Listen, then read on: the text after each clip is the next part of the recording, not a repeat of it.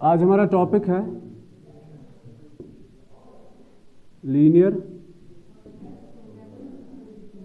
Programming problems. It is chapter number 12। तो देखो इसमें क्या पढ़ना हमें, लिसन टू मी। इसमें हमने कुछ इंपॉर्टेंट पॉइंट्स पढ़ने हैं, some important terms, ओके। और इसमें हमने एक एक्सरसाइज 12.1 पढ़नी है, बस ये हमें पढ़ना है। तो सबसे पहले हम आपको इंट्रोडक्शन देंगे, उसके बाद हम चलेंगे एक्सरसाइज पे। और एक्सरसाइज के रिलेटेड आपने पढ़ना होता है क्या, लीनियर इनइक्वेशन, वो मैंने आपको परसों बताया। तो लीनियर प्रोग्रामिंग प्रॉब्लम में हम बात किसकी करेंगे, वो बुझती हो। यहां पे बात होती है, से फॉर एग्जांपल हम बात करेंगे बिजनेस की, ठीक है। अगर आप कोई बिजनेस सेटअप करना चाहते हो, यम साथ बिजनेस यसान कर इंशाल्लाह वाहिद वक्त, तो तब जाके आपके पास आपके दिमाग में दो चीजें होती है। जैसे आप गो मेरी बात ध्यान से सुनो तो बुझ मैं कुन क्या जत मुझ इंपॉर्टेंट टर्म्स जिम तुम जरूरी बोजन। यहाँ पे 6 मार्क्स होते हैं। 6 मार्क्स में से 4 मार्क्स वाला एक क्वेश्चन आता है और 2 मार्क्स में या तो डेफिनेशन या कुछ यही बस टर्म्स को डिफाइन करना है। तो 4 मार्क्स वाला क्वेश्चन आएगा, 2 मार्क्स वाला डेफिनेशन या कुछ मतलब कोई चीज डिफाइन करनी होगी। क्लियर। तो अगर हम बात करेंगे बिजनेस की, बिजनेस जो है वो 2 टाइप्स का होता है। एक बिजनेस जहां पे आप खुद से कोई चीज बनाना चाहते हो, कोई फैक्ट्री, ठीक है। या दूसरा बिजनेस जहां से आप कोई मतलब चीज खरीदोगे फिर उसी चीज को आप सेल करोगे। कट गया, अंडरस्टैंड, छुआ कंसेप्ट है आपके पास। तो यहां पे हम चाहते हैं अगर हम किसी फैक्ट्री से कोई चीज शॉप के लिए खरीदेंगे फिर उसी चीज को सेल करेंगे, तम खर अकी नजर आसान कि अस गस मैक्सिमम प्रॉफिट। क्या होना चाहिए, मैक्सिमम प्रॉफिट। ईशा आसान, क्या कभी हम बिजनेस में लॉस की बात सोचते हैं? तो यहां पे बात किसकी हो रही है, प्रॉफिट की, ठीक। यहां पे 2 चीजें इंपॉर्टेंट है, 2 terms, that is maximum and minimum. Maximum में हम प्रॉफिट की बात सोचते हैं, तो मिनिमम में क्या सोचेंगे जरा बताओ। हाँ, नहीं, नो। देखो आप 2 चीजें जरूर देखोगे यहां पे, maxima and minima, maximum and minimum. Maximum हमारी नजर होती है मैक्सिमम प्रॉफिट पे, तो मिनिमम टर्म कहां पे यूज होगी जरा बताओ। नहीं, लॉस का तो हम सोचते ही नहीं है बिजनेस में। लॉस का आपने सोचा तो मतलब खेल खत्म। वही मैं बता रहा हूं ना, मैक्सिमम मींस मैक्सिमम प्रॉफिट। हम कभी ऐसा नहीं सोचते मिनिमम प्रॉफिट, वहां सोचा मिनिमम। यहां पे प्रॉफिट जब बात आती है तो मिनिमम की बात नहीं होती है, मैक्सिमम की बात होती है। तो मिनिमम कहां पे यूज होगा, हाँ? नो, मिनिमम टाइम मतलब कम इस टाइम उसमें ज्यादा नफा। और कुछ नो, वहां देखो मत, ऐसे बताओ। तो मिनिमम यूज होता है मिनिमम यूज ऑफ रिसोर्सेस। क्या,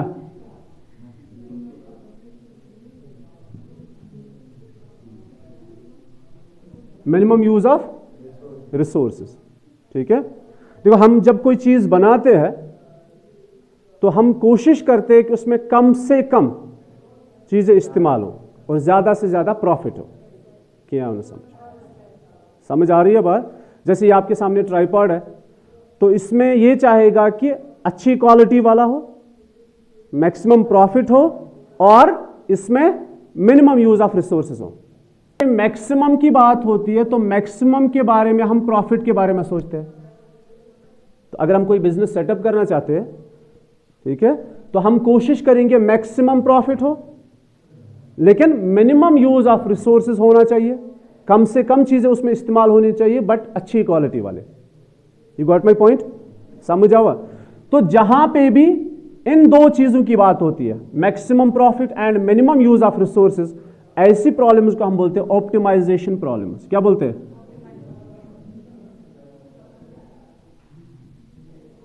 ऑप्टिमाइजेशन प्रॉब्लम्स। तो कैसे आप डिफाइन करोगे ऑप्टिमाइजेशन प्रॉब्लम को? और बुक पे जो लिखा है ना उनको आप नोट करोगे, ठीक है? एक शीट पे सारे नोट हो जाएंगे ये इंपॉर्टेंट टर्म्स। तो first one is optimization problem. Optimization problem कैसे डिफाइन करोगे आप? ये वो प्रॉब्लम्स होती है ना, ये वो मतलब डेली लाइफ प्रॉब्लम्स होती है जहां पे हम मैक्सिमम और मिनिमम की बात करते हैं। तो मैक्सिमम बात कहां पे होगी? मैक्सिमम प्रॉफिट पे। मिनिमम बात कहां पे होगी? Minimum use of resources. अब ऐसी प्रॉब्लम्स को सॉल्व करने के लिए हमारे पास एक टूल, एक मेथड है, उसको बोलते हैं लीनियर प्रोग्रामिंग प्रॉब्लम्स। तो इसको कैसे डिफाइन करोगे? लीनियर प्रोग्रामिंग प्रॉब्लम्स को आजा बेटा, इसको कैसे डिफाइन करोगे? लीनियर प्रोग्रामिंग प्रॉब्लम ये एक टूल है, किसके लिए? ऑप्टिमाइजेशन प्रॉब्लम्स को सॉल्व करने के लिए। ठीक, देखो एक पर्सन ए है,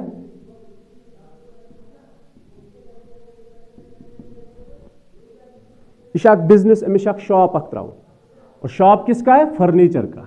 किसका? ये फर्नीचर शॉप है, ठीक है? समझ आई बात? अब ये इसमें फर्नीचर में क्या क्या लेना चाहता है? Table and chair. क्या क्या? तो इसका ये कौन सा बिजनेस सेटअप करना चाहता है? फर्नीचर का। अब फर्नीचर में तो लॉकर भी आते हैं, बहुत सारी चीजें आती हैं, लेकिन ये दो चीजें इंट्रोड्यूस करना चाहता है, table and chair. Goa Utah ना क्लियर? बात समझ में आ गई? आजा बेटा।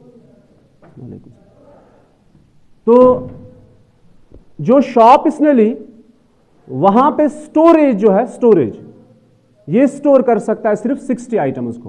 How many items? अच्छे से ध्यान रखें। अब यहां पे हम कंसिडर करेंगे टेबल और चेयर। ये ऐसा नहीं है कि टेबल इतना बड़ा है जहां पे 4 चेयर्स बैठ जाएंगे, नहीं। आप यूं मान लो टेबल और चेयर एक ही साइज के है, ठीक है? You got my point? तो ये फर्नीचर की शॉप है, अभी नहीं है, अब बनाना चाहता है, ठीक है? तो इसकी स्टोरेज जो है वो 60 आइटम्स है। अब चाहे ये आइटम टेबल हो या चेयर हो, ठीक? तो बिजनेस में क्या क्या इंट्रोड्यूस करना चाहता है फर्नीचर में? ओनली टेबल एंड चेयर, कोई लॉकर नहीं है, कोई और चीज नहीं है। तो 60 आइटम्स इसमें स्टोरेज है। पान बेतन पर नेबर कने या बे ना कुर्सी पे आ कुर्सी था एमाइक इत बे नेबर को टेबल बित कने। तो स्टोरेज आइटम्स स्पेस जो है, कैपेसिटी जो है वो 60 है, ठीक? अब इसके पास पैसे कितने हैं? इन्वेस्ट कितना करेगा? अब इसके पास पहले ही तो 1 करोड़ नहीं होगा, इसके पास है 50,000। How much? क्योंकि जितना उसके पास पैसा था उसमें पहले शॉप ली, 113 लक्ष वो क्या रोद वो बचा तन खानदार नहीं इतना कास इतना रपस 50,000 जुगाड़ कर। क्लियर? अब देखेंगे cost price. Cost price, cost price of table जो इसको है, you know what's cost price? Yes. तो cost price of table is 500 for a table, sorry chair, and 2500 for table. ये कॉस्ट प्राइस है, ठीक है? मैं फिर से रिपीट करूंगा सारी चीजें। तो cost price of 1 chair is 500 and cost price of 1 table is 2500, ठीक है? तो इस पे जो प्रॉफिट है, ये जो कमाना चाहता है प्रॉफिट, एक चेयर पे ये चाहता है कि मैं 75 रुपीज प्रॉफिट कमाऊं। यहां पे फिक्स्ड शॉप है, मतलब यहां पे जो रेट है वो फिक्स्ड है, कोई बार्गेनिंग यहां पे नहीं होगी। देखिए कभी आपने फिक्स्ड प्राइस वाले शॉप, वहां पे कोई बार्गेनिंग नहीं होती है। सेम आप यहां पे मानो तो ये फिक्स्ड प्राइस शॉप है, जो उस पे टैग पे लिखा होगा रेट, बस वही रेट है, कोई डिस्काउंट नहीं है। ठीक है, तो चेयर पे ये कितना प्रॉफिट कमाना चाहता है? 75, और टेबल पे ये 250 रुपीज प्रॉफिट कमाना चाहता है। क्लियर? तो अगर आप चेयर की इसकी रेट देखोगे ना चेयर की, तो वो बन जाएगी 575, और अगर आप टेबल की रेट देखोगे ना वो 2750 विद प्रॉफिट। ठीक है, ये सेलिंग प्राइस है और ये कॉस्ट प्राइस है। Is that clear? अब कुछ चीजें फिर से रिपीट करेंगे, मेरी बात सुनो। एक बिजनेस हम सेट करना चाहते हैं फर्नीचर का, उसमें हम इंट्रोड्यूस करेंगे 2 आइटम्स, टेबल एंड चेयर, और उस शॉप की स्टोरेज कैपेसिटी जो है वो सिर्फ 60 आइटम्स है। ठीक है, अब यहां पे हम कंसिडर करते हैं टेबल और चेयर का साइज सेम है। You got it? अब इतना बड़ा टेबल नहीं है, चेयर जितना ही टेबल है। अब कॉस्ट प्राइस, अच्छा इन्वेस्ट कितना करना चाहता है ये? इसके पास है ही 50,000, बेमा आसिस रॉय पे 100 कन यथ गोड आइटम वाइटम आन, तो ये टोटल इन्वेस्टमेंट करेगा 50,000, इससे ना ज्यादा ना कम, मतलब इनको ज्यादा हेक न करिए किया। तो storage item, storage capacity 60, investment जो है 50,000 है, cost price of 1 chair is 500, cost price of 1 table is 2500, profit एक चेयर पे 75 रुपीज और प्रॉफिट एक टेबल पे 250 रुपीज। इतना समझ आया? इन सब को हम बोलते हैं कॉन्स्टेंट्स। क्या बोलते हैं? कॉन्स्टेंट्स।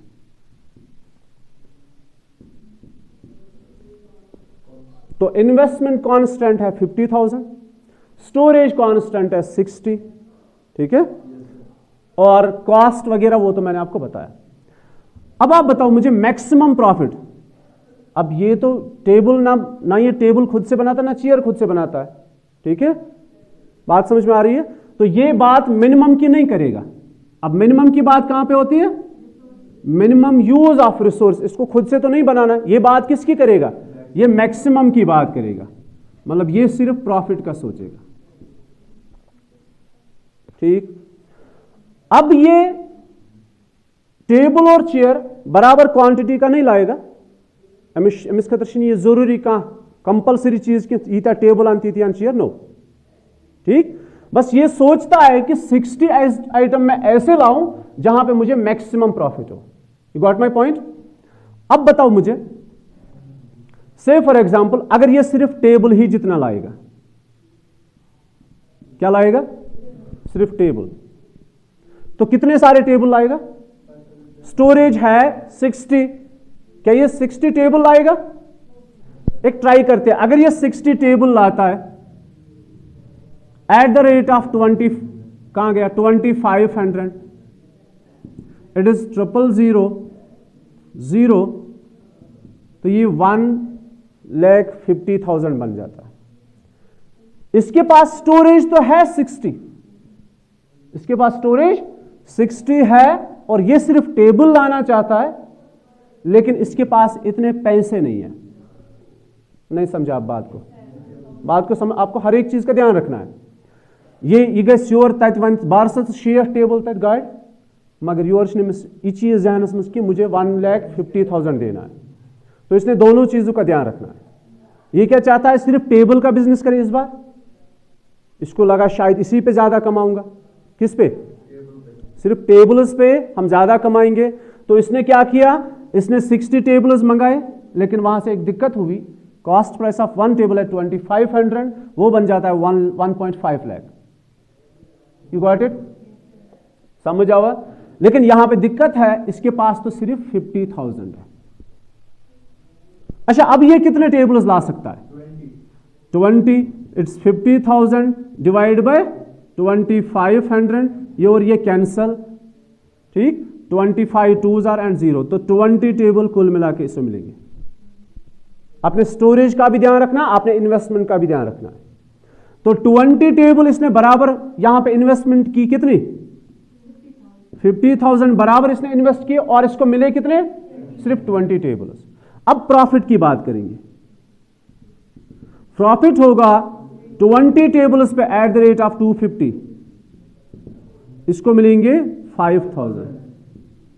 ये इसका प्रॉफिट है। अगर ये सिर्फ इस बार सिर्फ 6 मतलब सिर्फ टेबल्स जितना लाएगा, इसको मिलेंगे 20 टेबल्स, इन्वेस्टमेंट बराबर है और इसको प्रॉफिट मिलेगा 5000।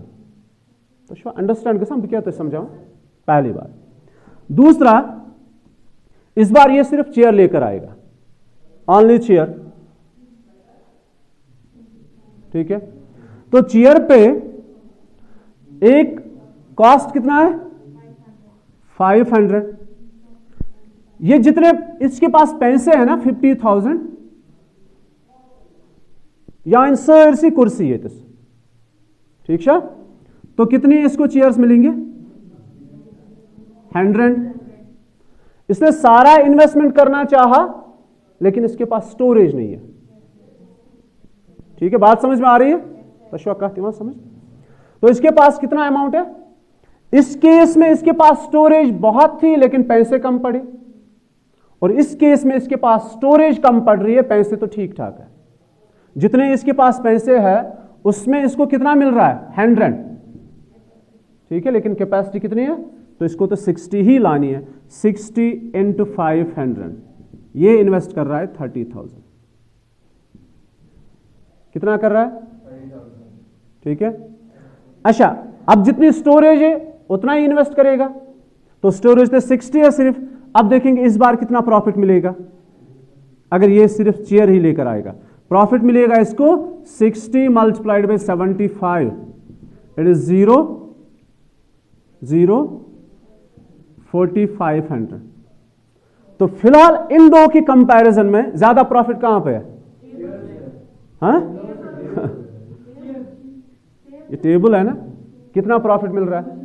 हाँ ना, इन्वेस्ट तो करना इसके पास। देखो इन्वेस्ट से इसको मतलब नहीं है, इसके पास था पैसा।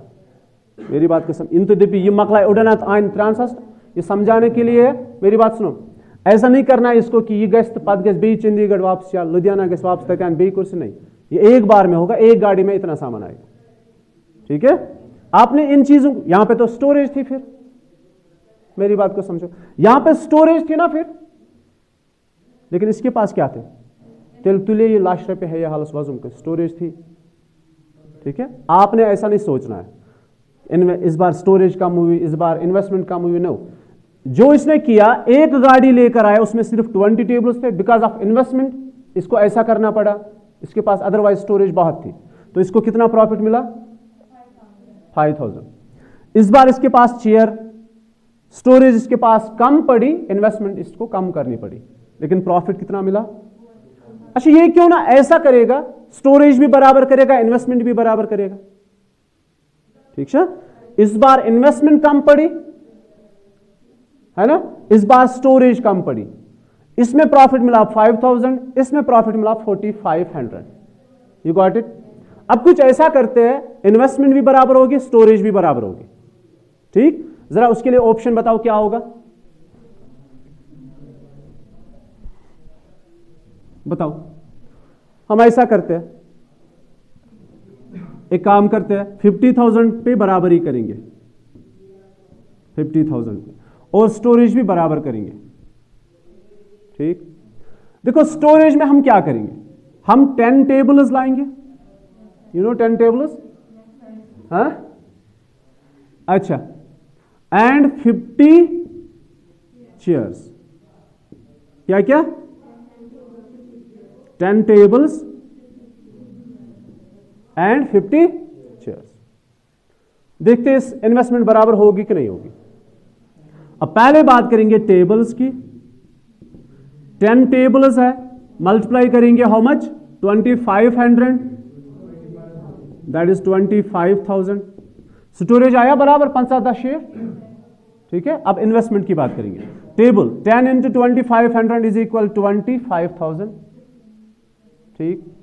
अब बात करेंगे 50 की, चेयर की, it's 50 × 500, that is 25,000, 25,000। You got it? तो कितना इन्वेस्टमेंट हुआ? बराबर हुआ 50,000, तो ना स्टोरेज कम पड़ रही है ना इन्वेस्टमेंट कम पड़ रही है, और ये इसके पास एक ऑप्शन है। ठीक है, तो अब प्रॉफिट की बात करेंगे। बात करेंगे किसकी? प्रॉफिट की। टेबल्स पे 10 टेबल्स पे जब हम प्रॉफिट की बात करेंगे तो 250 कुल मिला के 2500 प्रॉफिट, और जब चेयर की बात करेंगे it's 50 chairs multiplied by 75 it is 0, 5 से 5 जगह 17, ठीक, 3750 कुल मिला के 0 5 2 5 तक कितना प्रॉफिट है? ठीक है, बात समझ में आ रही है?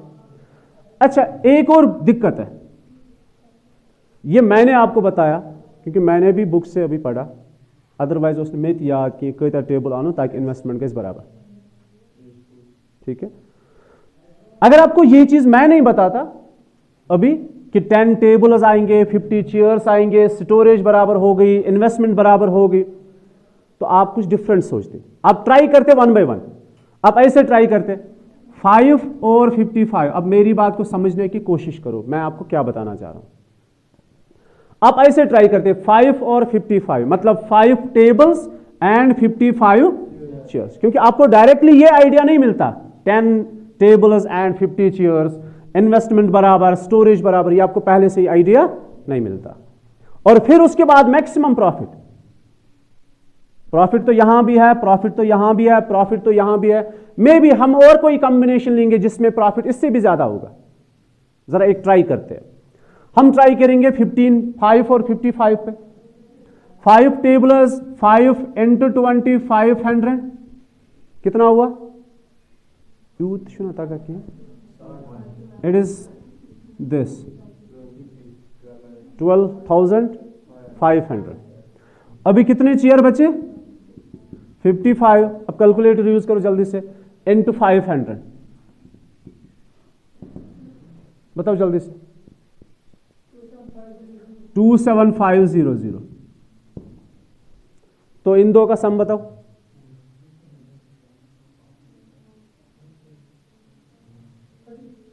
40, ओनली 40। जरा बताओ यहां पे क्या दिक्कत हुई? अगर आपको मैंने यहीं से डायरेक्टली ये नहीं बताया होता ना तो आप शायद ऐसा सोचते। मैं आपको ये बताता, आप स्टोरेज बराबर करो। जब आप स्टोरेज बराबर कर रहे हो आपको इन्वेस्टमेंट कम हो रही है, कम नहीं पड़ रही है, कम हो रही है। ठीक है, अब आपने सोचा नहीं मैं और कोई ट्राई करता हूं, तो आप ट्राई करते मे बी 20 एंड 40, 60 बराबर करनी है ना, 20 एंड 40, आप ऐसा सोचते, या आप 30 सोचते। ठीक है, जब आप 20 और 30 सोचोगे 20 टेबल मल्टीप्लाइड बाय 500, सॉरी 2500, अब बताओ कितना आएगा? That is 50,000। तो इसी में चला गया ना, ये तो हमने ऑलरेडी किया था। अच्छा 15 सोचते हैं, 15 एंड 45, 15 टेबल्स पे एट द रेट ऑफ 2500 कितना बन रहा है? जरा जल्दी से बताओ। 37500। ठीक, और 45 चेयर्स पे एट द रेट ऑफ 500 कितना बन रहा है? 22। ये टोटल कितना बन रहा है?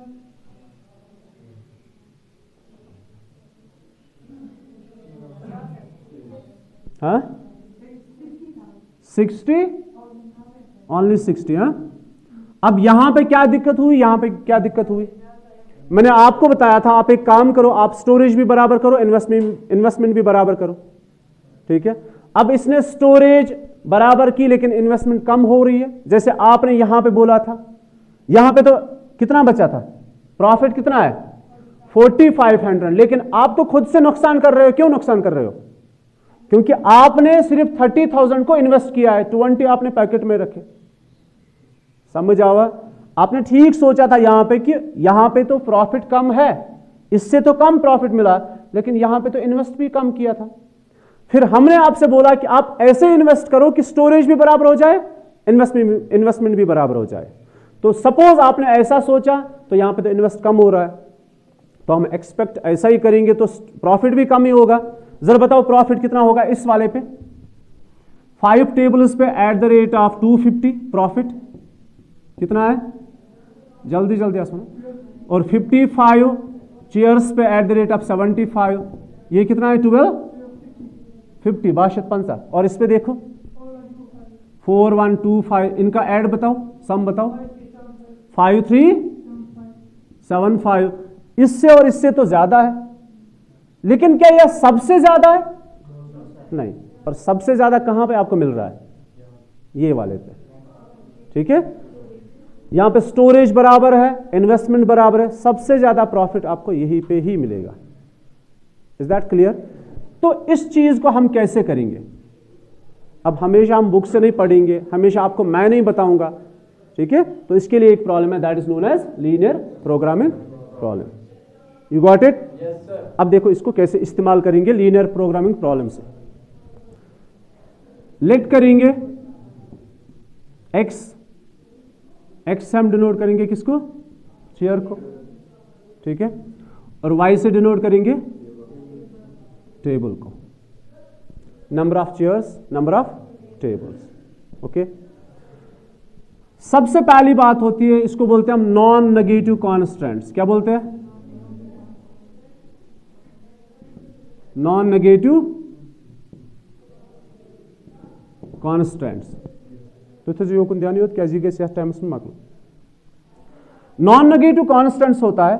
आपने पहले वाले केस में लाए थे 0 चेयर एंड 20 टेबल्स लाया था, तो मतलब नंबर ऑफ चेयर्स जो है वो 0 है, 0 से कम तो होगा नहीं। You got it? तो that's why this is known as non negative constants. तो हमारे पास ऑप्शन है, जो चेयर है वो तो या तो हम कोई लाएंगे नहीं इज इक्वल टू 0, या हम 0 से ज्यादा लेकर आएंगे। ये समझ आया ये वाला? x greater or equal 0 means number of chair या तो कोई नहीं होगी या तो 0 से ज्यादा, and y is greater or equal to 0। तो ये पहला है non negative constants. Is that clear? पहली बात। सेकंड जो है that is storage constant.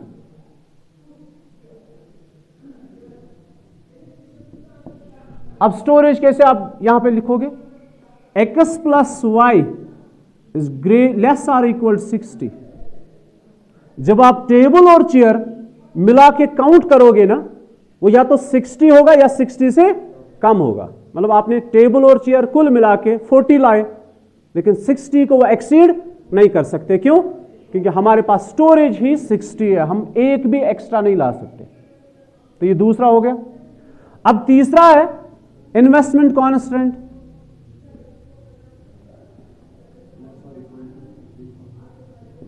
That is, अच्छा इन्वेस्टमेंट में क्या है? देखो आप जब टेबल देखोगे, से फॉर एग्जाम्पल आपने चेयर लाई, ये नंबर ऑफ चेयर से 5 चेयर, तो आपको कैसे पता चलेगा मुझे कितना पे करना है? तो आपको मल्टीप्लाई करना है किससे? 500 से, क्योंकि चेयर का कॉस्ट है 500 और टेबल का कॉस्ट है 2500, ठीक है। तो आप जब 5 चेयर लेकर आओगे, आपको कैसे पता चलेगा? क्योंकि मैं पढ़ा रहा हूं इन्वेस्टमेंट कांस्टेंट, इन्वेस्ट कितना कर रहे हो आप, ठीक है। तो ये 5 चेयर आपने लाई, आपको कैसे पता चलेगा मुझे कितना पे करना है? तो 500 से इसको मल्टीप्लाई करोगे, ठीक। और साथ में आप टेबल भी लेकर आ रहे हो, तो टेबल मतलब आपने 10 लाए से फॉर एग्जांपल, तो कॉस्ट से मल्टीप्लाई करेंगे, दैट इज दिस। फिर इन दो का सम जो आएगा वो आपकी इन्वेस्टमेंट है, ठीक है। सो it is this 500 multiplied by the number of chairs plus 2500 multiplied by number of tables is less और इक्वल टू 50,000। जब आप ऐसा कुछ करोगे, जितने सारे टेबल्स और चेयर आप लेकर आओगे, उनके कॉस्ट से मल्टीप्लाई करोगे, इन्वेस्टमेंट 50,000 तो एक्सीड नहीं करेगी, वो या तो 50,000 या उससे कम होनी चाहिए। अब इसमें से हम 500 कॉमन निकालेंगे, what's remaining?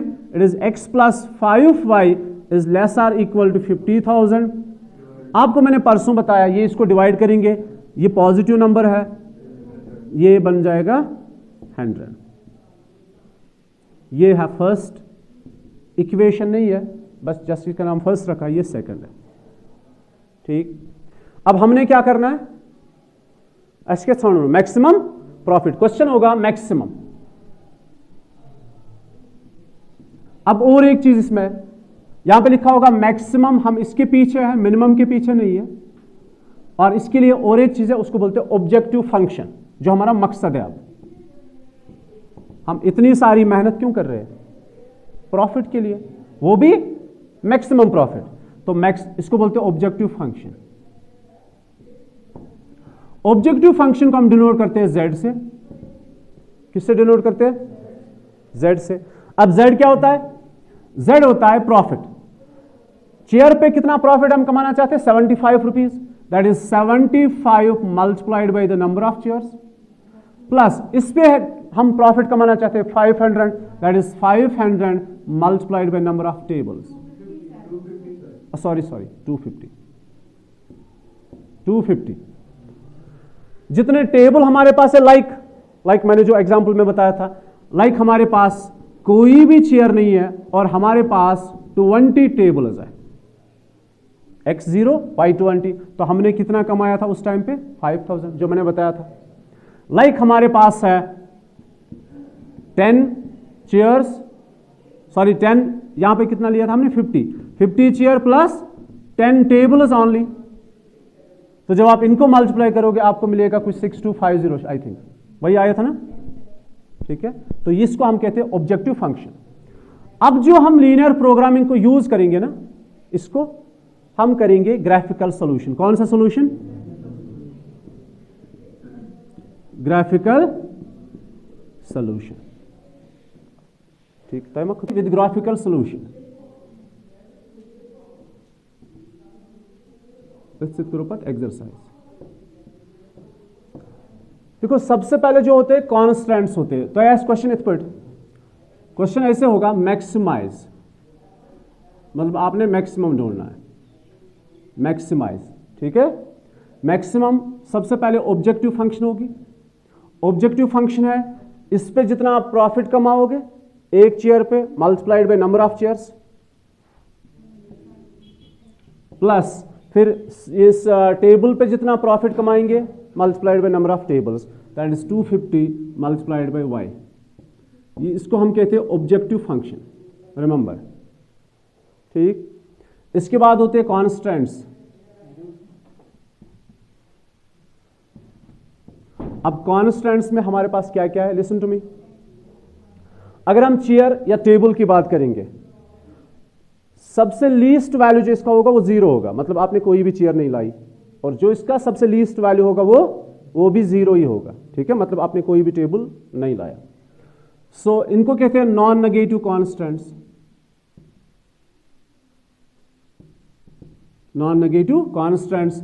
So this is x greater or equal 0 and y greater or equal to 0। Is that clear? ये सारी इन इक्वेशंस होती है। फिर उसके बाद हमने पढ़ा था दूसरा constant, that is storage constant, x plus y, इन दो को मिला के आपके पास स्टोरेज 60 है, तो 60 या 60 से कम होना चाहिए। लाइक x का वैल्यू 0 है, y का वैल्यू 20 है, तो 0 plus 20 is 20 and 20 is less than 60। You got it? Clear Goa? मगर बिकेस बना, बात समझ में आ रही है? तो x और y का सम लेस आर इक्वल 60 होना चाहिए। फिर जाके हमने पढ़ा था ये इन्वेस्टमेंट। इन्वेस्ट आप कैसे करोगे? देखो यहां पे it is 500 multiplied by x, the number of chairs. जब आप कोई चीज खरीदोगे ना, तो आपके पास मैक्सिमम अमाउंट है 50,000। आप 50,000 या इससे कम खर्च कर सकते, इससे ज्यादा आपके पास कोई ऑप्शन नहीं है। It is 500 multiplied by x plus 2500 multiplied by y is less or equal 50,000। से फॉर एग्जाम्पल आप ऐसा करोगे, आप x का वैल्यू 20 ले लोगे, y का वैल्यू 40 ले लोगे, कितना हुआ? 60 बराबर हुआ। अब जब आप मल्टीप्लाई यहां पे सब्स्टिट्यूशन करोगे, 500 मल्टीप्लाइड बाय 20 कितना आएगा? That is 10,000 plus 2500 multiplied bye 40, it is this, कितना आया? 1 लाख आया, ठीक है। तो आपके पास लेकिन इतनी इन्वेस्टमेंट नहीं है, तो ये आ रहा है 1,10,000। आप इतना इन्वेस्ट नहीं कर सकते हो, तो आपने इन दो के वैल्यू ऐसे सब्स्टिट्यूट करने हैं जो 50,000 या उससे कम आ जाए, ठीक। तो इसमें से हमने क्या कॉमन निकाला, 500 कॉमन निकाला, यहां पे बचा x प्लस, फिर बचा यहां पे 5, y is less or equal 50,000, ये दो कैंसिल होके फिर 5 1s आर, यहां पे बचा 100, तो ये बन गया और एक constant x plus 5y is less or equal to 100। ये हमारे पास इन पे डिपेंड है क्वेश्चन, ये फर्स्ट है, ये सेकंड है, ये इक्वेशन नहीं है, इन इक्वेशन है। क्लियर? अब हमने कल कुछ एग्जाम्पल से ट्राई किया था कि कितना प्रॉफिट आ रहा है, अब हम पढ़ेंगे ग्राफिकल सोल्यूशन फॉर दैट। बोझ तो योकुन विकेश मगर स्केल वाले ये हिसाब नहीं। अभी हम बनाएंगे एक्स एक्सिस और वाई एक्सिस, तो थे जो योकुन ध्यान अगर हेचुन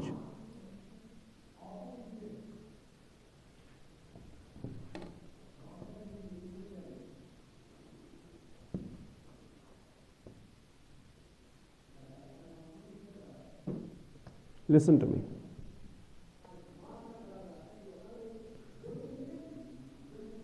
सुनो बेटा, आपको पता है x greater or equal to 0, पहले इन दो की बात करेंगे, x greater or equal 0 and y greater or equal 0। ये आपके हर एक क्वेश्चन में होगा। अगर आपके पास एक्सरसाइज के अंदर 10 क्वेश्चंस है, लगभग ये 8 क्वेश्चंस में यही चीज होगी। ठीक, आपके पास एक इनइक्वेशन नहीं, आपके पास 4 इनइक्वेशंस है, इनका जो कॉमन रीजन होगा वही आपने निकालना है। ठीक है, x greater or equal 0, first take it as x is equal to 0, तो x इज इक्वल टू 0 पे एक लाइन ड्रा करेंगे। अब x एक्सिस पे 0 कहां पे है, ऑरिजिन पे। x is equal 0 means y axis, you know that x is equal 0 means x पे 0 लेना है, उस पे हॉरिजॉन्टल लाइन नहीं वर्टिकल लाइन ड्रा करोगे, वो तो बाय डिफॉल्ट कौन सी एक्सिस होती है, y axis is x is equal 0। अब इसका सॉल्यूशन देखना है, ये लाइन तो नहीं है ना, ये इनइक्वेशन, ये एक रीजन है, inequation means it's a region. x greater or equal 0, अब बताओ मुझे सॉल्यूशन। देखो ये लाइन बन गई, इस सरफेस इस प्लेन पे x एक्सिस को नहीं देखना, आपने जो लाइन ड्रा की उसको देखना है। हमने कौन सी लाइन ड्रा की, ये वाली।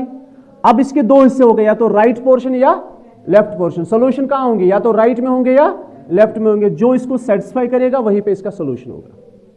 ठीक, तो x greater or equal 0 solution कहां से होंगे, राइट साइड से, ग्रेटर है ना। मिसाल के तौर पर यहां पे एक पॉइंट है 2,3 सपोज, ये इस वाले पोर्शन में है, या यहां पे एक सॉल्यूशन है 2,-3। अगर ये पॉइंट्स इसको सेटिस्फाई कर रहे हैं तो मतलब सॉल्यूशन राइट साइड पे होगा। ठीक, अभी दे दो x का वैल्यू कितना देना है, 2, y का वैल्यू कितना है, y तो हमारे पास यहां पे है नहीं, फिलहाल x का वैल्यू दे दो, 2 इज ग्रेटर आर इक्वल 0। ये सही है कि गलत है ना। अब यहां से और एक पॉइंट है 2,-3, वो भी इसी वाले रीजन के अंदर है, तो यहां भी इसका सॉल्यूशन, ये भी इसको सेटिस्फाई कर रहा है, तो मतलब हम शेड जो है, शेडेड रीजन जो है वो ये है। क्लियर? ये वाला रीजन जो ये मान लो आप कैंसिल हो गया, पहला पॉइंट। दूसरा y इज इक्वल 0, अब y एक्सिस पे किसको ढूंढना है, y is equal 0 means y axis पे 0 ढूंढो आप। ये y एक्सिस है, इस पे 0 यहां पे है, तो इस पे आप वर्टिकल लाइन नहीं हॉरिजॉन्टल लाइन ड्रा करोगे। So this is horizontal line. इस हॉरिजॉन्टल लाइन ने इस रीजन के कितने हिस्से किए, 2 हिस्से, 1 and 2। अब बताओ ये इसका सॉल्यूशन कहां पे होगा, अपर साइड या डाउन साइड, यहां से होगा। अभी देखो आप शेड डबल कहां से होगी, डबल शेड मैं यहां से शेड करता हूं अपर साइड, डबल शेड कहां है, फर्स्ट क्वाड्रेंट के अंदर। ठीक है, तो इस वाली शेड को आप इरेज करोगे। ये बात समझ में आ गई? क्यों? आपने कॉमन रीजन देखना है दोनों का। अगर मैं ये वाला ले लूं, यहां से जो शेड थी, सपोज इट्स -2,5, -2, ये दोनों को सेटिस्फाई नहीं करेगा, ये सेटिस्फाई करेगा सिर्फ एक इक्वेशन को, जिसका ये सॉल्यूशन है इस वाले को। अगर हम यही वैल्यू इस, ये -2,5 है, -2,5, अगर हम यही पॉइंट इसमें सब्स्टिट्यूट करेंगे तो x का वैल्यू -2 है, -2 इज ग्रेटर और इक्वल 0, ये इसको सेटिस्फाई नहीं कर रहा है। तो ये पॉइंट क्या दोनों का है? शायद दोनों ही नोन पॉइंट। अच्छा, यहां से कोई शेड नहीं हुई, -1 कामा -1 सपोज, ये यहां से कोई शेड नहीं है, मतलब ये दोनों में से किसी को भी सेटिस्फाई नहीं करेगा।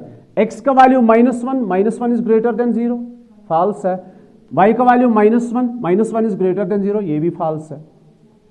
तो जो पॉइंट्स इस वाले हिस्से में है ये इसको सेटिस्फाई करेंगे, जो पॉइंट्स इस वाले हिस्से में है ये किसी को सेटिस्फाई नहीं करेगा, जो पॉइंट्स इस वाले रीजन में है ये इसको सेटिस्फाई करेंगे, और जो पॉइंट यहां पे है वो दोनों को सेटिस्फाई करेंगे। अभी बताओ कॉमन रीजन कौन सा है? First quadrant. तो अब आप फ्यूचर के लिए जितने सारे क्वेश्चंस आने वाले हैं उनके लिए आप याद रखोगे, हर एक क्वेश्चन में ये चीज होगी, x greater than 0 and y greater or equal to 0। And remember, अब जो भी इनसे क्या डिनोट होता है? इनसे डिनोट होता है फर्स्ट क्वाड्रेंट। क्या डिनोट होता है? नहीं समझे? अब आपको यहां से शेड करने की जरूरत कभी भी नहीं पड़ेगी, जो कुछ भी सोचोगे फर्स्ट क्वाड्रेंट में सोचोगे, इन दो से। मैं इनका थोड़ा समझ हुआ, इतना समझा? फिलहाल इन दो के लिए कॉमन रीजन है फर्स्ट क्वाड्रेंट, जो कुछ भी करना है आपने फर्स्ट क्वाड्रेंट के अंदर करना है। तो ये वाला आप इरेज करो यहां से, इसको भी हम यहां से हटाएंगे, क्योंकि अब हमें पता है जब शेड करेंगे तो फर्स्ट क्वाड्रेंट में ही करेंगे। इथो जो ध्यान से, और अगर आपको ग्राफ नहीं आता है तो आपको कोई भी क्वेश्चन नहीं आएगा। ये हो गया पहला पॉइंट। सुनो,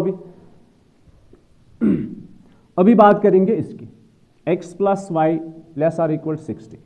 सबसे पहले हम क्या करते हैं? We take first as x plus, पहले एक बाउंड्री लाइन खींचनी है तो उसके लिए इज इक्वल टू 60 लेना है, ठीक है?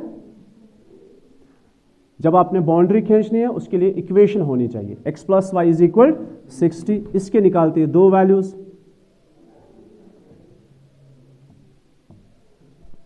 x का वैल्यू 0 ले लो, y का वैल्यू 60 आएगा, y का वैल्यू 0 ले लो, x का वैल्यू 60 आएगा। अब हम यूनिट रखेंगे 10, कितना रखेंगे? 10 रखेंगे। इट्स 10, 20, 30, 40, 50, 60। दिस इज 60 कामा 0, ठीक है? और यहां भी 0 कामा 60। पहला समझ आया ये वाला? इनसे क्या डिनोट होता है? First quadrant. तो शेड अगर करोगे कहां पे करोगे? फर्स्ट क्वाड्रेंट में। इन दो को करते हैं ज्वाइन।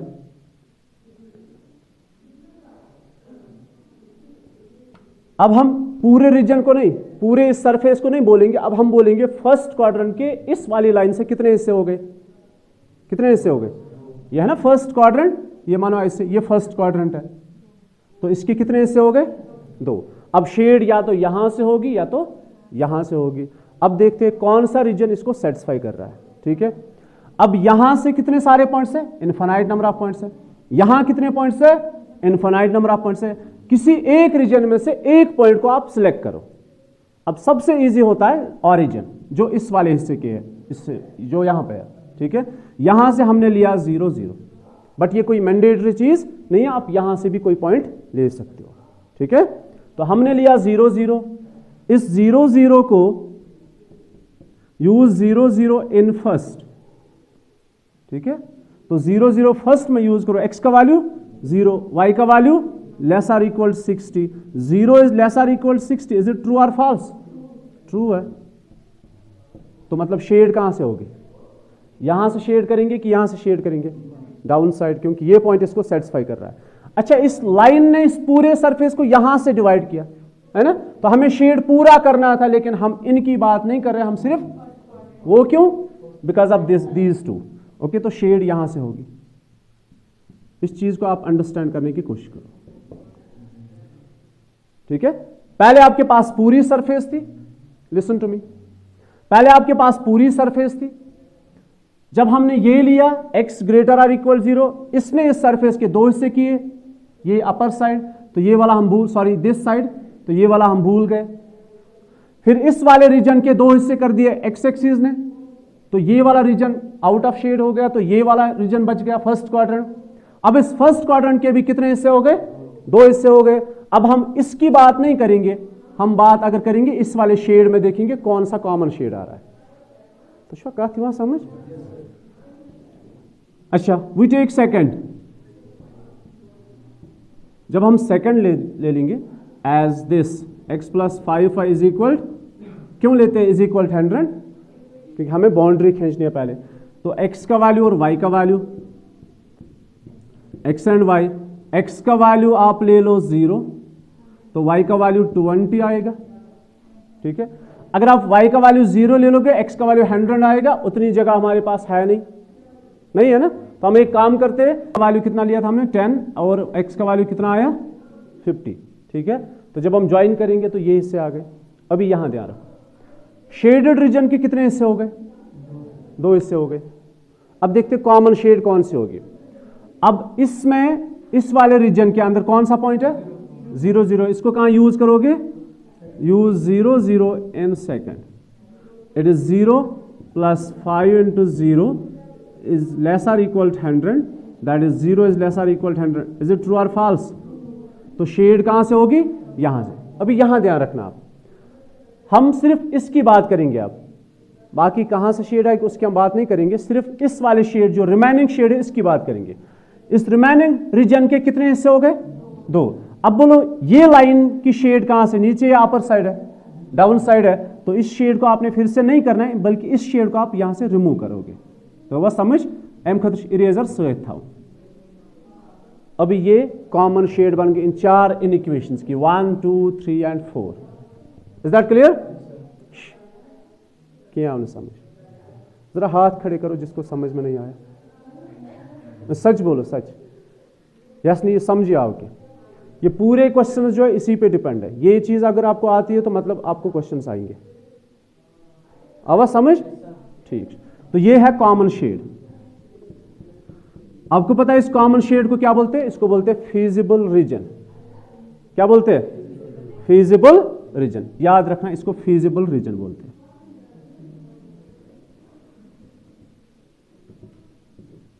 Feasible reason. अब मसला किसका है? देखो इधर, इस फीजिबल रीजन के अंदर, अच्छा यहां पे सबके साथ था x greater or equal to, y greater or equal to, x plus y is less or equal to and x plus 5y is less or equal to. तो सबके साथ इक्वालिटी साथ में है। तो मतलब ये सारी लाइन्स जो है ये डॉटेड लाइन्स नहीं, ब्राइट लाइन्स है। मतलब ये लाइन्स भी इंक्लूड है। Is that clear? इतना समझ आया? और एक चीज, इंपॉर्टेंट चीज, इस रीजन के अंदर और इन लाइन्स पे कितने सारे पॉइंट्स है?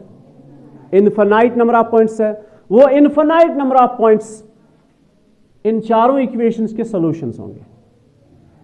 ठीक है, अब ये पॉइंट्स x से हमने क्या डिनोट किया है? x से हमने डिनोट किया है चेयर, y से हमने डिनोट किया टेबल। अगर मैं कोई एक पॉइंट यहां पे ले लूं, मिसाल के तौर पर 10, यहां पे एक पॉइंट है 10, इस रीजन के अंदर। यहां ध्यान रखो, इस रीजन के अंदर एक पॉइंट है 10, दोनों चीजों को सेटिस्फाई करेगा। मतलब 10 प्लस 10 इज 20। स्टोरेज कैपेसिटी हमारी 60 है, तो 20 तो एडजस्ट हो जाएंगे। पहली बात, ये 10 इन्वेस्टमेंट को भी सेटिस्फाई करेगा। 10 मींस नंबर ऑफ चेयर कितनी है? 10 है। नंबर ऑफ टेबल्स कितने हैं? तो टेबल की, इस चेयर की रेट क्या है? 500। टेबल की रेट क्या है? इसका रेट है 2500। तो ये बन जाएगा 5000, ये बन जाएगा 25,000। कुल मिला के हमारे पास है 30,000। अगर मैं इससे बाहर कोई पॉइंट ले लूं, इससे बाहर, मिसाल के तौर पर 10, वो यहां पे है 10, हम कह रहे हैं ये इसका सोल्यूशन तो है नहीं, तो ये किसी एक, इन दो में से किसी एक चीज को सेटिस्फाई नहीं करेगा। या तो इन्वेस्टमेंट को सेटिस्फाई नहीं करेगा या स्टोरेज को सेटिस्फाई नहीं करेगा। अब बात करेंगे 10 और 30। चेयर 10 है, टेबल 30 है, तो 40 बन गए। तो स्टोरेज को सेटिस्फाई कर रहा है लेकिन इन्वेस्टमेंट को सेटिस्फाई, क्योंकि ये तो इसका सोल्यूशन है नहीं। अब जरा चेक करते हैं, 10 into 500 the cost of chair plus 30 into 2500 the cost of table, it is 5000 plus 75,000। कितना आया? 80,000 आया। तो 80,000 हमारे पास इतनी इन्वेस्टमेंट नहीं है, हमारे पास इन्वेस्टमेंट है 50,000। ये पॉइंट समझ आया? तो इस रीजन के बाहर अगर आप कोई भी कॉम्बिनेशन ले लोगे ना तो वो दोनों में से एक को सेटिस्फाई जरूर नहीं करेगा, ठीक है, ऐसा जरूरी नहीं है। तो यहां पे इस रीजन के अंदर जितने सारे पॉइंट्स है उतनी सारी कॉम्बिनेशन आप ला सकते हो। मेरी बात को समझिए। अब मैक्सिमम प्रॉफिट कहां पे होता है? ये लीनियर प्रोग्रामिंग हमें बताता है कि मैक्सिमम प्रॉफिट होगा कॉर्नर्स पे। कहां पे? इसको बोलते हैं हम, ये एक कॉर्नर है, ये दूसरा कॉर्नर है, ये तीसरा है और ये फोर्थ है। अगर आप इनमें से कोई भी पॉइंट चेक करोगे ना, कॉम्बिनेशन मतलब इन्वेस्टमेंट भी बराबर होगा, स्टोरेज भी बराबर होगी, लेकिन मैक्सिमम प्रॉफिट इनमें से किसी पे नहीं होगा, ठीक है। अब कॉर्नर्स पे चेक करना होता है। ये हमें सिखाता है लीनियर प्रोग्रामिंग प्रॉब्लम कि अगर मैक्सिमम प्रॉफिट आपने ढूंढना है तो वो किन पे होगा? अब बताओ कॉर्नर क्या क्या है? 0 0 0 20, यहां पे 60 0 और यहां पे क्या है? 10 50। लिसन टू मी, इनके अंदर आप चेक करके देख सकते हो, ठीक है। वो दोनों को सेटिस्फाई करेंगे, लिसन टू मी, वो दोनों को सेटिस्फाई करेंगे, लेकिन मैक्सिमम प्रॉफिट नहीं होगा। अगर मैक्सिमम प्रॉफिट होगा तो कहां पे होगा? कॉर्नर्स पे होगा। तो इसको अब हम करेंगे कॉर्नर पॉइंट मेथड से। किससे? Corner point. ये एक टूल है, ये एक मेथड है जिससे हम मैक्सिमम प्रॉफिट ढूंढेंगे। अभी बताओ, ऑब्जेक्टिव फंक्शन लेनी है आपने, पहले लेना होता है कॉर्नर, ये तरीका है लास्ट में क्वेश्चन में करने का, corner and objective function. What is objective function? 75x 250y। अभी बताओ पहला कॉर्नर क्या है? मतलब ना आप कोई चेयर लेकर आओगे, ना आप कोई, आपके पास स्टोरेज भी है, पैसे भी है, लेकिन आप चाहते हो कि नहीं, ना हम कोई चेयर लेकर आएंगे ना टेबल लेकर आएंगे, तो प्रॉफिट कितना होगा? प्रॉफिट भी 0 ही होगा। सो z is equal 75 into 0 is 0, 250 into y is 0, y is 0, सो कुल मिला के 0। ये पहला पॉइंट हो गया। तो यहां पे प्रॉफिट कितना है? 0 है। अभी इस वाले पॉइंट को यूज करेंगे 0,20। 0,20 means no chair and 20 tables, ठीक है। तो यहां पे जब आप सब्स्टिट्यूट करोगे z is equal 75 multiplied by 0 is 0 plus 250 into 20 is 5000, कुल मिला के 5000, ठीक है। फिर तीसरा है 60,0, स्टोरेज बराबर इन्वेस्टमेंट कम होगी, यहां पे प्रॉफिट होगा 75 इंटू 60 इज 40। को तो शिवा कुछ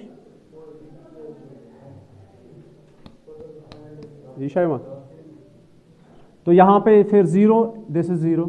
अब लास्ट पे एक और पॉइंट है 10,50। अब ये 10,50 बेसिकली मुझे अभी पता था, अगर आपको पता नहीं होगी तो आपने इन दो लाइन्स को फिर सॉल्व करना होता है बाय एलिमिनेशन मेथड, ये पॉइंट कॉमन पॉइंट निकालने के लिए, ठीक है। तो 10,50 it is z, 75 into 10 is 750 plus 50 into 250 कितना हुआ ना? 6250। अभी बताओ मैक्सिमम प्रॉफिट कहां पे है? मैक्सिमम प्रॉफिट कितना है? 6250 पे। किस पॉइंट पे? हाँ 50,10 चाहिए। हाँ 50,10 50,10 ही है। 50,10 एम गर्ज क्या 50 टेबल है कौन 50 चेयर है कौन? It's 50,10। Okay good. So it is 50,10 50 chair 10 table, ठीक है। क्या अगर 50 टेबल हो ना तेल इन्वेस्टमेंट 30 गसा, हाँ तो वैल्यू कितना आ रहा है? ठीक है, so वन तक क्या वन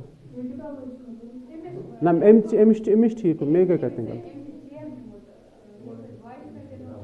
सही लकुट मसला। तो 50,10 तो प्रॉफिट कितना आ रहा है? 6250। तो मैक्सिमम प्रॉफिट कितना है? 6250। किस पॉइंट पे? 50, so what does that mean? अब 50 चेयर और 10 टेबल्स लेकर आओगे आपको प्रॉफिट मिलेगा, सबसे मैक्सिमम प्रॉफिट इसी पे होगा।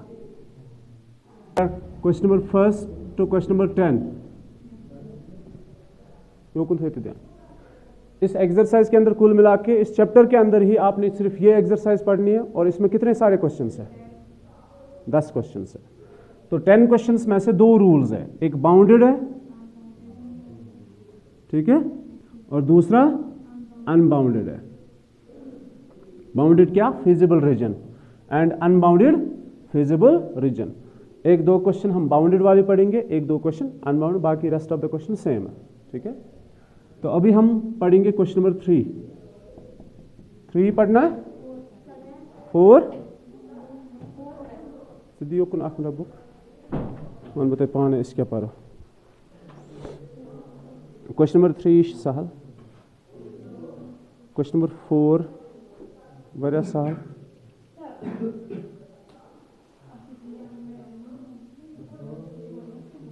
फिलहाल हाव गुड,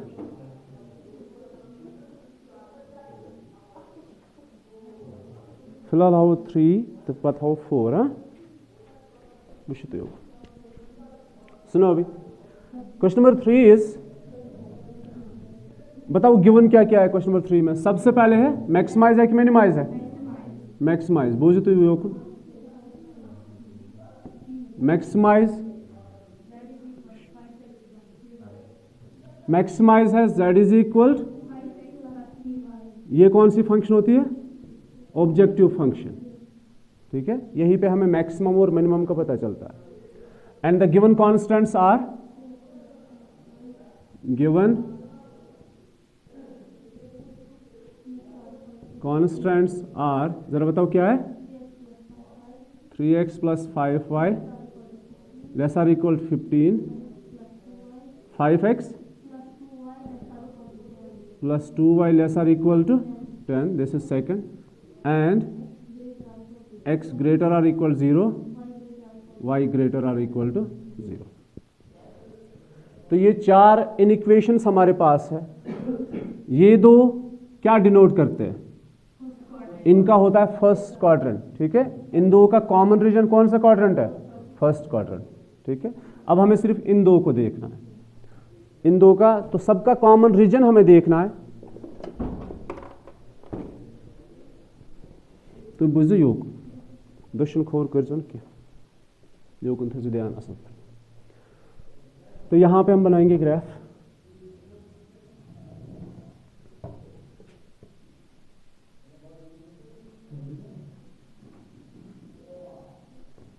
तो बुझ योग। तो सबसे पहले हम क्या करेंगे? वी टेक फर्स्ट एज, जो फर्स्ट है ना, इसमें से हम पहले बाउंड्री खींचेंगे, उसके लिए हमें लाइन लेनी है। तो फर्स्ट है 3x + 5y इज इक्वल 15, ठीक है। 3x + 5y is equal 15। इसमें से 2 वैल्यूज निकालेंगे हम, x एंड y। x का वैल्यू 0 दे दोगे तो y का वैल्यू 3, y का वैल्यू 0 तो x का वैल्यू 5, ये 1 हो गया, ठीक। तो 0,3, it's 1 2 3, 1 2 3 4 5। So this is 0,3 and 5,0। ये है इक्वेशन ऑफ लाइन।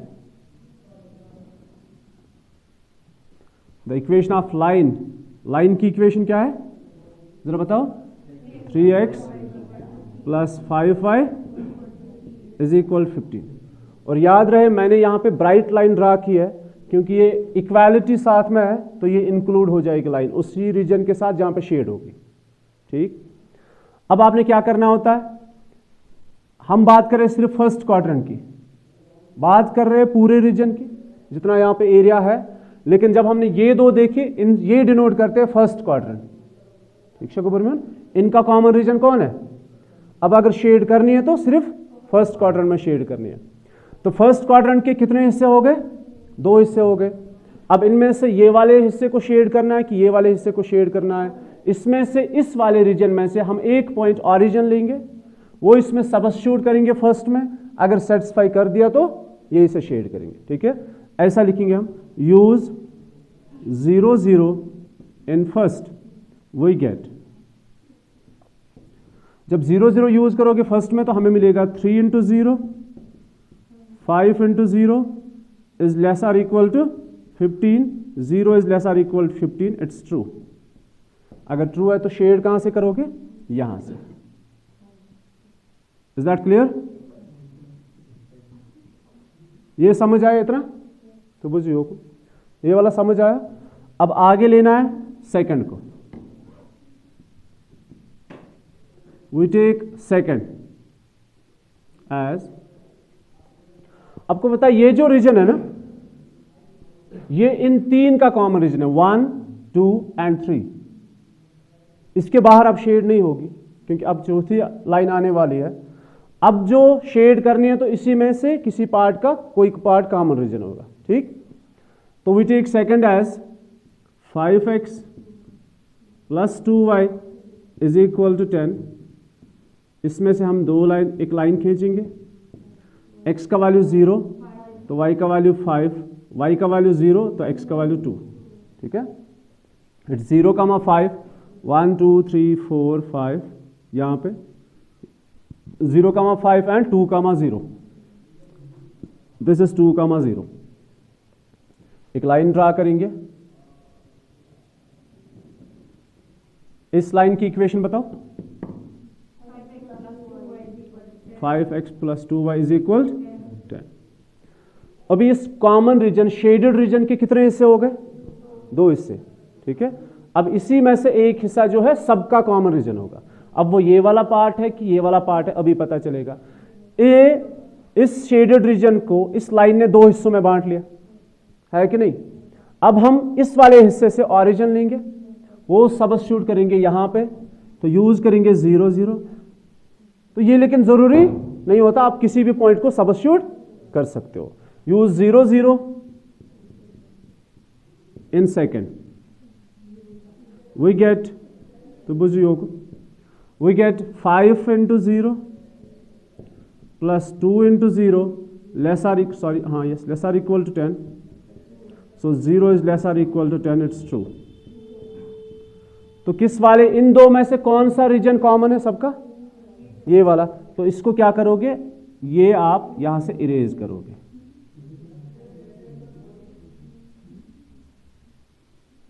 अब बताओ फीजिबल रीजन कहां है? तो ये है फीजिबल रीजन। अब इस फीजिबल रीजन के लिए आपको कौन सा मेथड इस्तेमाल करना है? Corner point method. तो इसके कॉर्नर्स चेक करते हैं। एक कॉर्नर इसका है 0, 0। अच्छा, ये है 2, 0, ये है 0, 3, और ये पॉइंट आपने निकालना है। कुछ corner share 1 2 3 and 4, 3 corners already intercept से, तो वो हमें पता है। लेकिन जो 4th कॉर्नर है वो हमें नहीं पता, उसको हम सॉल्व करेंगे। किस किस को सॉल्व करेंगे? ये 4th कॉर्नर किन का पॉइंट ऑफ इंटरसेक्शन? इन दो लाइन्स का। इन दो लाइन्स को सॉल्व करने के बाद आपको ये वाला पॉइंट मिलेगा, ठीक। अच्छा, ये जो चीज है ना, ये जो हम इसको सॉल्व करेंगे, ये क्वेश्चन से आप हटके भी कर सकते हो। इसको क्वेश्चन में लिखने की जरूरत नहीं है। इसको आप ग्राफ जहां पे जगह है वहां भी लिख सकते हो, क्वेश्चन में भी लिख सकते हो। क्वेश्चन हमारा ये है, क्वेश्चन में हमें इस्तेमाल करना है अब कॉर्नर पॉइंट मेथड। मैं ऐसे लिखूंगा, by corner point method. Listen to me, by corner point method. अभी हम सबसे पहले क्या लिखते हैं? कॉर्नर लिखते हैं, उसके बाद z लिखते हैं 5x प्लस 3y। तो ये कॉर्नर है, एक कॉर्नर है 0, 0, तो दूसरा कॉर्नर है 2, 0, तीसरा है 0, 3, और लास्ट है जो हमें नहीं पता अभी। तो अभी हम क्या करेंगे? लास्ट वाले कॉर्नर को सॉल्व करेंगे। तो इन दो लाइन्स को सॉल्व करेंगे, वो अलग से करेंगे, हम अलग पार्ट है, ठीक है। क्वेश्चन में लिखने की यहां पे जरूरत नहीं, आप वहीं पे ग्राफ के साथ ही लिख सकते हो। वो क्या करो, इस बोझ सॉल्व करेंगे 3x plus 5y is equal 15 and 5x plus 2y is equal 10। किस मेथड से? बाय एलिमिनेशन मेथड, ठीक शकूबर। तो बाय एलिमिनेशन मेथड, तो कैसे करेंगे एलिमिनेशन मेथड से? फर्स्ट को यहां पे नाम रखेंगे इनका, फर्स्ट ये वाला फर्स्ट, एंड सेकंड ये वाला। मल्टीप्लाई फर्स्ट एंड सेकंड यह तो यह जरूरी फर्स्ट कि अल्फा बीटा नाल थे मल्टीप्लाई फर्स्ट बाय 5 करेंगे, हाँ 5 and second by 3 we get what we get 5 3s are 15x 25y 5 15s are 75 फिर 3 5s are 15x 3 2s are 6y 3 10s are 30 minus minus minus ये और ये cancel कितने बचे 19y इज इक्वल कितना बचा 45 तो ये बचा हुआ तवार श्रीमत ईशा तो y का वैल्यू 45/19 इसको करोगे यूज किसमें फर्स्ट में यूज इन फर्स्ट तो यहां पे फर्स्ट में जब यूज करोगे use in first we get 3 into x plus 5 into 45/19 is equal to 15 is equal 15 so जरा बताओ x का वैल्यू कुल मिला के कितना आएगा पहले ये बताओ हाँ तो x हाँ बताओ वही तो सॉल्व करने के बाद x का वैल्यू क्या आएगा 20/19 ठीक है तो ये पॉइंट कौन सा है अब 20/19 एंड 45/19 तो ये भी एक कॉर्नर है 20/19 एंड 45/19 अभी जाके इन कॉर्नर्स को यहां पे सब्स्टिट्यूट करो ऑब्जेक्टिव फंक्शन में तो z का वैल्यू पहले आएगा 5 into 0 को 0 तो यहां पे आएगा z इज इक्वल x का वैल्यू 2 है y का वैल्यू 0 है 5 2 are 10 and 3 into 0 is 0 so it's 10 ठीक वो समझ z का वैल्यू 3 3s are 9 अभी जरा ये बताओ कुल मिला के कितना आएगा 235/19 जरा 235/19 कितना है तो सबसे मैक्सिमम वैल्यू कौन है वो कुछ मैक्सिमम वैल्यू ये है मैक्सिमम वैल्यू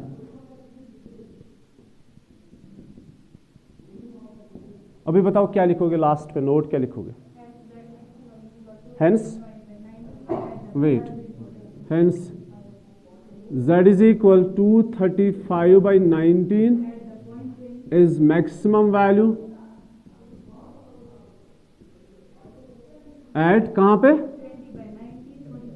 20/19 45/19 बताओ अब कितना आसान है question number 4 is minimise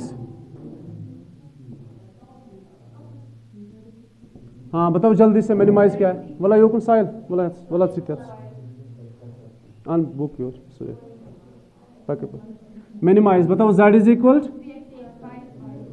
3x plus 2 क्या बना तो कोई बात नहीं z is equal 3x plus 5y and the given constants are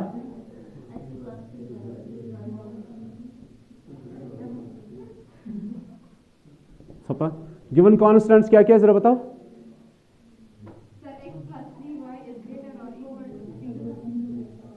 greater or equal 3 x plus y is greater or equal to 2 x and y is greater or equal to 0 ये मतलब x greater than 0 y greater than 0 तो ये है first quarter ठीक है तो अब सबसे पहले वी टेक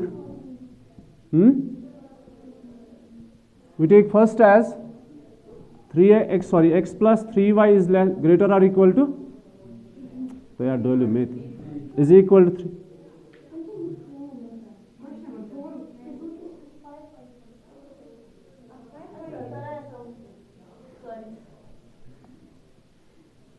अच्छा अभी बताओ x का वैल्यू 0 तो y का वैल्यू 1 y का वैल्यू 0 तो x का वैल्यू 3 ठीक है ये पहला है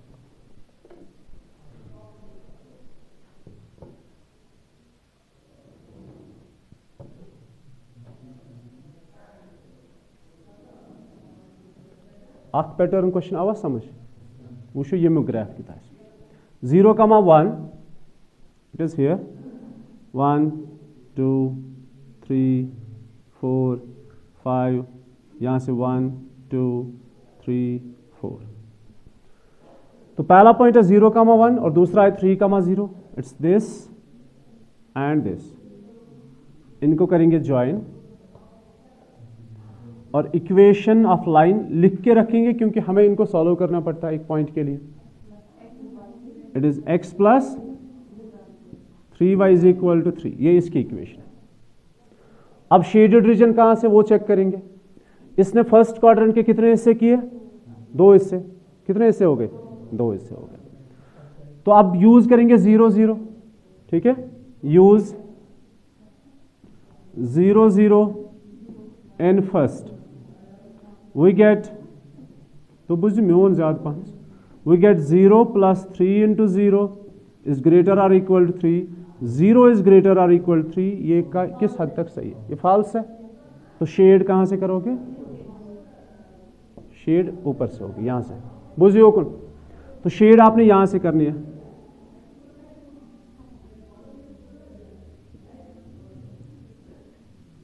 यथ कुन थे यथ क्वेश्चन तुम असल पढ़ दिया।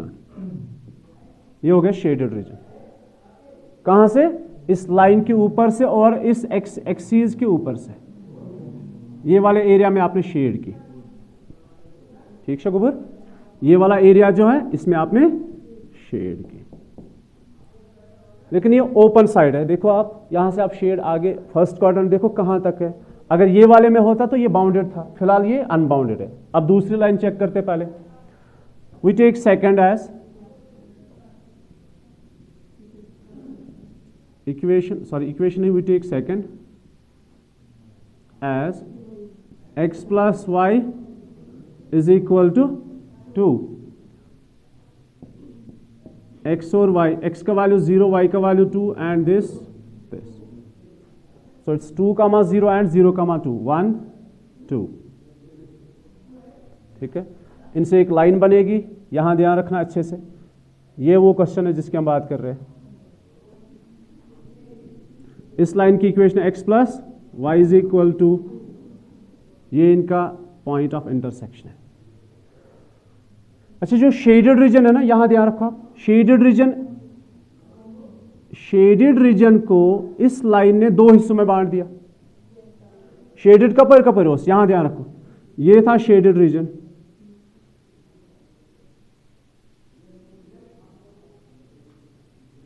ये था शेडेड रीजन।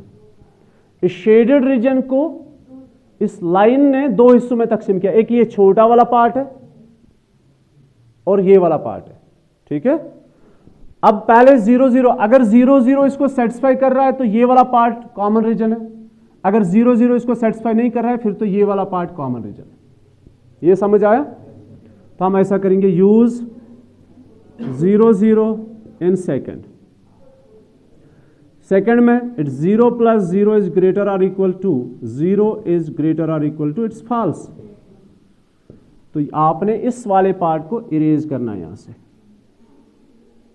अब बताओ ये क्या बन गया, ये अनबाउंडेड फिजिबल रीजन है, ठीक है। ये है अनबाउंडेड फिजिबल रीजन। कौन ऐसे ध्यान, तो ये अनबाउंडेड फिजिबल रीजन है। अब इस वाले में कॉर्नर कहां पे, जरा बताओ। इसमें भी कॉर्नर 1 है, 2 है और 3 है, लेकिन अनबाउंडेड है। देखो अनबाउंडेड के लिए आपने फर्दर क्या करना होता है।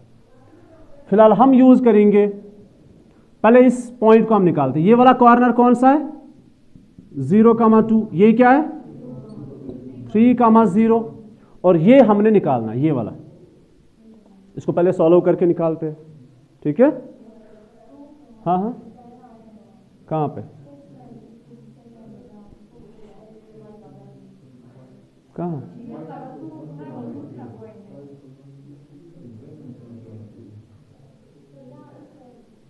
कहां पे, ये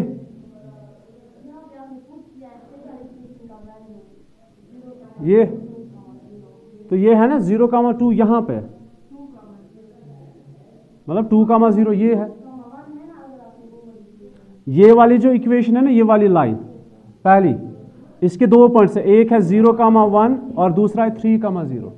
फिलहाल कॉर्नर कौन कौन है, 1 2 3। समझ आया, नहीं समझे? ये लाइन है, ये वाली लाइन, ये लाइन जो है इसका ये पॉइंट कॉर्नर नहीं बन रहा है, कॉर्नर कुछ बना, ये लाइन होंगी ये पॉइंट। अपने इन पॉइंट्स को नहीं देखना इंटरसेप्ट कौन कौन है, फिर तो ये भी एक कॉर्नर है लेकिन ये कॉर्नर, फिर तो ये भी एक पॉइंट है लेकिन ये कॉर्नर नहीं बन रहा है। कॉर्नर बन रहा है 3 पॉइंट, एक इस लाइन का ये वाला पॉइंट 0,2 और पॉइंट ऑफ इंटरसेक्शन, और इस लाइन का ये वाला पॉइंट 3,0। Is that clear? बुझियो कौन वी कैश, इट्स इंपॉर्टेंट। हम करेंगे ऐसे, पहले इनको सॉल्व करते हैं, यहां पे यहां से इनको सॉल्व करेंगे। x plus y is equal to x plus 3y is equal to 3। पहले इसको लिखते हैं, ये वाली इक्वेशन को, x plus 3y is equal to 3, x plus y is equal to, ये माइनस माइनस माइनस, ये कैंसल, तो यहां पे बचा 2y is equal to 1, y is half, y का वैल्यू 1/2 है। इस y के वैल्यू को आप यूज करोगे यहां पे, so it is x plus 1/2 is equal to, so x is equal to minus 1/2, कितना आएगा, इट इज 3/2। तो ये एक 0.5 है, दूसरा 1.5 है। तो ये वाला कॉर्नर जो है इसके कोऑर्डिनेट्स क्या क्या है, 3/2, अदलो बदलो माशा, 3/2 कामा 1/2। तो ये हमारे जो है कॉर्नर्स 3 है। अब हमें वही करना है जो हम करते आ रहे, कॉर्नर पॉइंट मेथड को इस्तेमाल करेंगे फिर से, बाय कॉर्नर पॉइंट मेथड। यो कुन बोझो बात, क्वेश्चन सेम है जैसे आपने क्वेश्चंस किए अभी तक, वो सेम क्वेश्चन ऐसे ही है। तो कॉर्नर लिखेंगे एंड ऑब्जेक्टिव फंक्शन लिखेंगे, that is 3x plus 5y। तो कॉर्नर कौन कौन है, एक है 0,2, दूसरा है 3,0 और तीसरा है 3/2 एंड 1/2। अब चेक करेंगे वैल्यूज, जब ये सब्स्टिट्यूट करोगे तो 10 आएगा, ठीक है। इसको सब्स्टिट्यूट करोगे, x का वैल्यू 3 है तो 3 3 ज़ार 9। जब इसको सब्स्टिट्यूट करोगे तो z is equal 3 into 3/2 plus 5 into 1/2, it's 9/2 plus 5/2, it is 14/2, it is 7। तो ये 7 आ गया। और हमें निकालना क्या है, हमें क्या निकालना है, मिनिमम। अब देखो यहां पे क्या होता है, बस यहां पे एडिशनल आपको कोई चीज करनी है, चाहे बाउंडेड हो या अनबाउंडेड हो। बाउंडेड में क्वेश्चन यहीं पे खत्म होता है, आपने मिनिमम या मैक्सिमम लिखना होता है। मैं कौन बोझो असल पड़ी लास्ट पॉइंट, जब बाउंडेड होता है ना, बाउंडेड रीजन या अनबाउंडेड है, अगर बाउंडेड होता है तो सारे स्टेप्स सेम यही है, फिर आपने लास्ट पे लिखना है z is equal 7 is the minimum value. लेकिन इस बार क्या है, अनबाउंडेड है। इस बार देखो क्या लिखना है, z इज इक्वल 7 मे, और इस बार देखो आप मेरी तरफ ध्यान रखो, इस क्वेश्चन में थोड़ा और आपको मेहनत करनी है, मे और may not be the minimum value. क्या करना है, z इज इक्वल 7 मे और may not be the minimum value at 3/2 comma. अब आप कैसे इस चीज को वेरीफाई करोगे, ठीक है, अब चेक करेंगे।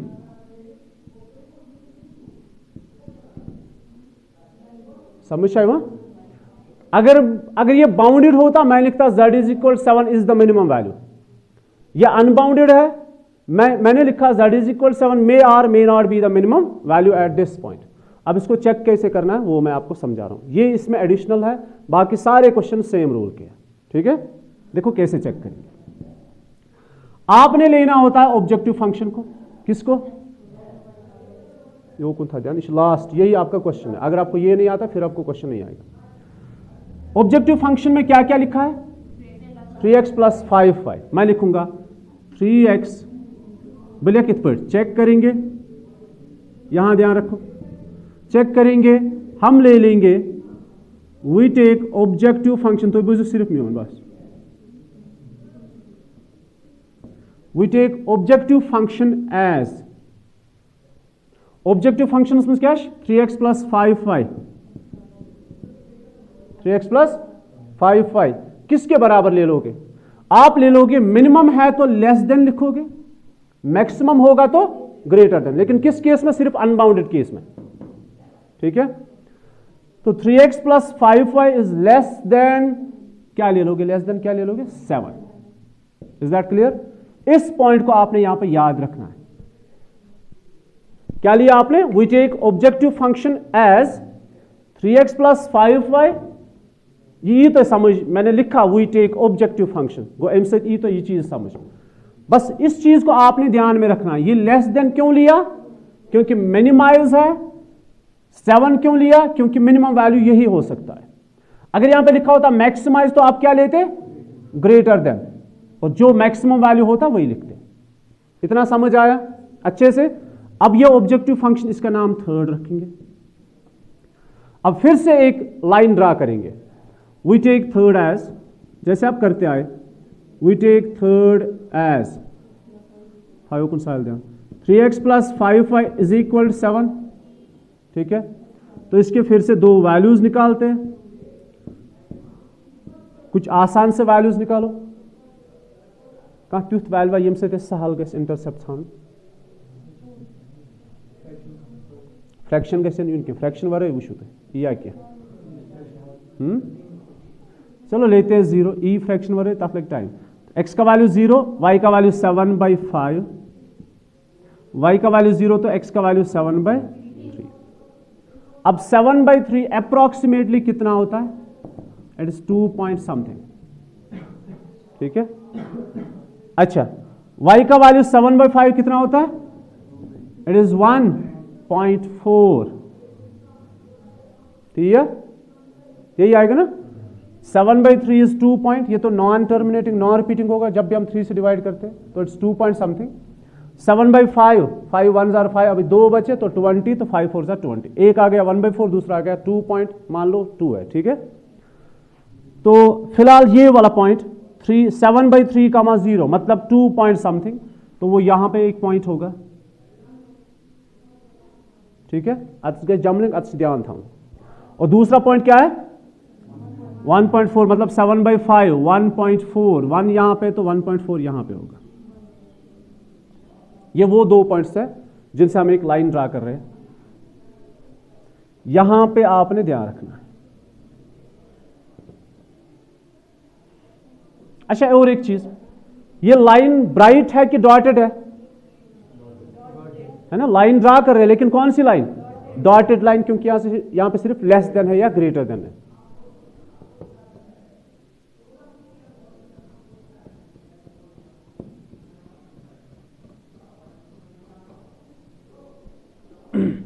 ठीक है, तो ये लाइन समझ आवत है? तो ये वो लाइन है जो ऑब्जेक्टिव फंक्शन से बनी। अब इसको कौन सेटिस्फाई करेगा? ये वाला रीजन या ये वाला रीजन? तो हम करेंगे use 0 0 in third, it is 3 into 0 plus 5 into 0 is less than 7, 0 is less than 7, it's true है ना? ठीक है, तो अगर ये ट्रू है तो शेड कहां से होगी? यहां से।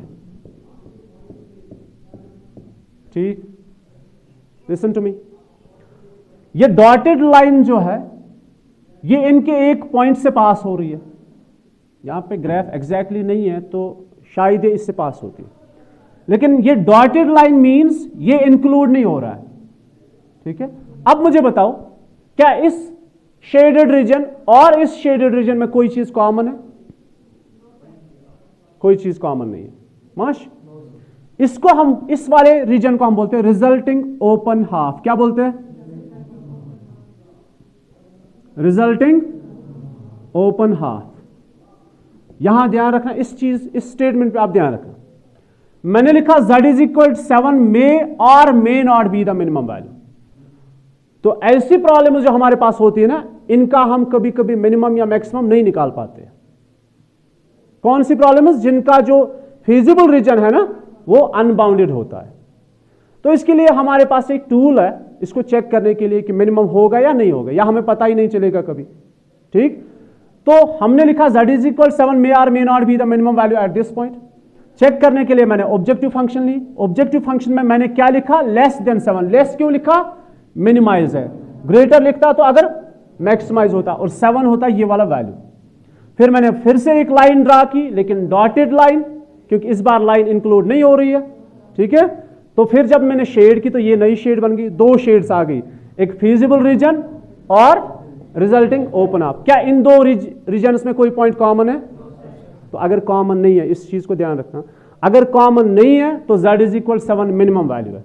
अगर कोई चीज कॉमन, अगर से फॉर एग्जाम्पल शेड यहां से होती तो इनके तो infinite number of points common है, फिर ये पॉइंट मिनिमम वैल्यू नहीं। समझा आप बात को, मैक्सिमम नहीं बोलना है, आपने क्या बोलना है, देन z इज इक्वल 7 छिंतिल मिनिमम वैल्यू, बस आपने इतना लिखना है। तो हम फिर लास्ट में ये कहेंगे हमें इस प्रॉब्लम का कभी भी मिनिमम या मैक्सिमम वैल्यू पता नहीं चलने वाला। फिलहाल मिनिमम की बात करें तो मिनिमम वैल्यू पता नहीं चलने वाला। वकार पता लगा अगर न यमन दोन मज कॉमन आस कहें तेल ठीक, then z is equal 7 is the minimum value. बोले कित पे, देयर इज नो पॉइंट, पहले इस पॉइंट पे ध्यान रखो फिर जाओ। Common, there is no point common between feasible region and resulting open half। अगर कोई पॉइंट कॉमन नहीं है, याद रखो इस पॉइंट को, अगर कोई भी पॉइंट कॉमन नहीं है तो आप लिखोगे therefore z is equal 7 is the minimum value। अच्छा, अगर कॉमन होता तो क्या लिखते, therefore z is equal 7 is not the minimum value। तिल लगने मिनिमाइज अमुक जहां पता। Is that clear?